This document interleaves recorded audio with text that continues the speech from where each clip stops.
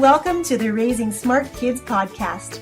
I'm your host, Yong, and each week we'll explore ways in which the arts can help you raise a smarter kid. I'll be sharing ways the arts can propel your child's learning and interviewing top artists, educators, and entrepreneurs.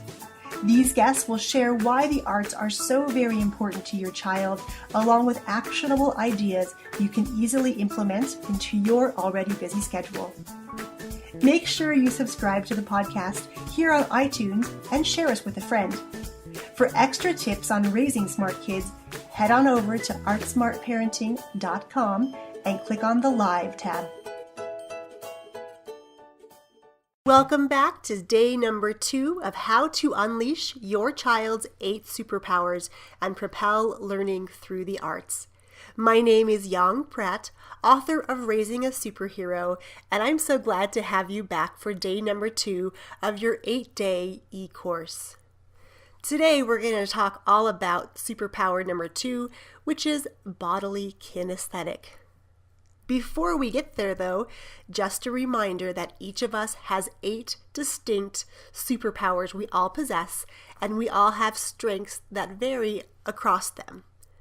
Schools primarily teach and test to only 2 of these, so it's our job as parents to make sure that our kids' superpowers are celebrated, encouraged, and really brought to the surface at school and at home. All right, let's dive right into our bodily kinesthetic superpowers. Now, these 2 pictures really depict what a bodily kinesthetic learner likes to do. So these kiddos are really the movers and the shakers of the world. They need to move their bodies in order for learning to happen more effectively and efficiently for them. In a class, though, this can become problematic because they may be fidgeting, they may need to move their bodies a little more than teachers may want them to. You may be told they need to be medicated or that they're just always moving and disruptive in class, and they certainly don't mean to be. They really just need to be able to move their bodies in order to learn more effectively.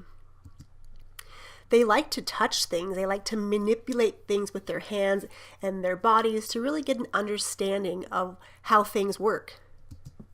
And they're very hands-on. If you have a kid who likes to build things, who likes to move, who's great at sports, you may very well have a bodily kinesthetic superhero in your house. A couple of examples of famous bodily kinesthetic learners are the basketball great Michael Jordan and the martial artist Bruce Lee. A couple of potential careers for these bodily kinesthetic superheroes. They could go on to be sports stars, dancers, chefs, surgeons, as well as decorators. So tons of career choices are available to these superheroes. Let's talk about bodily kinesthetic superpowers and the arts. A couple of ideas for activities you could choose for your bodily kinesthetic superhero are dance classes. These are great because they'll keep your kid moving and learning at the same time. Music lessons are also great. Things like drum lessons where a little more body is involved, an instrument that they need to stand up to play, such as a saxophone or a tuba, may also be beneficial because they're able to move their entire body while they're learning and make those valuable connections in their brains. And of course, we talked about Bruce Lee earlier, so martial arts would be a great way to get your kid involved in moving their body and helping their brains to learn a little better. If you do happen to find great classes in your area, I would love your feedback and to be able to add these sites to our website on the resources page. You can email me directly, Yong, Y-O-N-G, at raisingasuperherobook.com, and I'll make sure to check out all of your recommendations. A couple of tools you can learn if you have a bodily kinesthetic superhero in your house are to get them physically moving. Whether it's an arts class or even a sports class, make sure that the learning is continuous. There are lots of activities such as sports in my town, but they run about 6 weeks, which is difficult for parents because then we're having to search continually for classes that can really help our children to use their energy in an effective way. So I would certainly recommend locating a performing arts school in your area, one that matches your own philosophy of learning. My personal philosophy of learning is that a school should really cater to the individual needs of the student and recognize those special superpowers your kiddo has and help them to learn most effectively in that manner. You want to make sure that you use hands-on experiences with your kids. So letting them build things, letting them manipulate things, even doing simple things like building a diorama or a poster for a class in lieu of a traditional writing assignment may be really great tools and tips to be able to pass along to your child's teacher. Role-playing is great, meaning you could pretend to be actors or create stories together and act them out. So again, your child's body is physically moving to make learning much more memorable for them. And you may recall from the book that I told you Terras Story. Now, Terra is a friend of mine who brings her daughter to my performing arts school in Elko, and she came to me about a year ago and with this situation where her daughter was really struggling in her kindergarten class, and there was talk about having to hold her daughter back in kindergarten. So I gave her a couple of suggestions to do at home, many of the activities we just talked about on the last slide about letting your kid move while they're learning. And here is what Terra came back and told me about her experience. School and homework are different now because I realize she isn't the type of person that can hold still when doing homework, reading, practicing spelling words, etc. I used to make her hold still and she wasn't able to concentrate. I now let her do cartwheels, spin in circles, or even standing up helps. If you're in a similar situation, please just let go of the control parts and know that it's okay for your kid if she has to move around in order to learn. It doesn't make them weird or dumb or slow or behind.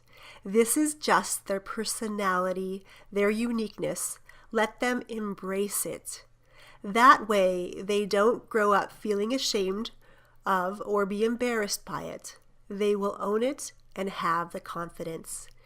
And really, truly, my friends, this is why I wrote this book. There are so many kids who are made to feel not smart enough or good enough in schools because really the focus is on 2 of the 8 superpowers. I want to make sure that no kid ever feels like they're not worthy. We're all unique in our own ways, and your child was put on this planet to do something great and valuable that only he or she can provide. So being able to tap into her superpowers and help him discover what they are, to learn in a way that makes sense for him. As we reach the end of our time together, I wanted to do a quick recap about Bodily Kinesthetic Superpowers. For these learners, moving equals learning. Sitting still is a recipe for disaster for these superheroes.